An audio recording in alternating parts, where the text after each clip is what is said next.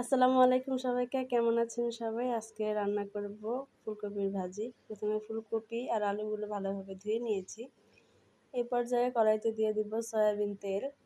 Soybean তেলের গরম হয়ে গেছে, এর মধ্যে দিয়ে দিব পেঁয়াজ আর কাঁচামরিচ কুচি। পেঁয়াজ কাঁচামরিচ কুচি ভালোভাবে লাল লাল করে ভেজে নেব। এই পর্যায়ে এর মধ্যে দিয়ে দিব আগে থেকে ধুয়ে রাখা আলু কুচি। আলু কুচিগুলো দিয়ে ভালোভাবে নেড়ে চেড়ে নেব। এ পর্যায়ে এর মধ্যে দিয়ে দেব আগে থেকে কেটে রাখা ফুলকপিগুলো দিয়ে ভালোভাবে নেড়ে চেড়ে এর মধ্যে দিয়ে দিব পরিমাণ মতো লবণ, পরিমাণ মতো হলুদের গুঁড়া, পরিমাণ মতো ধনিয়া গুঁড়া। এগুলো দিয়ে তারপর ভাজিটাকে ভালোভাবে নেড়ে চেড়ে প্রায় 10 মিনিটের মতো ঢেকে রাখবো। 10 মিনিট ঢেকে রাখার পর ভাজিটা পুরোপুরি সেদ্ধ হয়ে গেছে।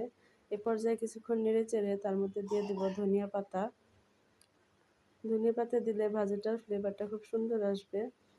এই তো তৈরি হয়ে গেছে আমাদের ভাজির রেসিপি।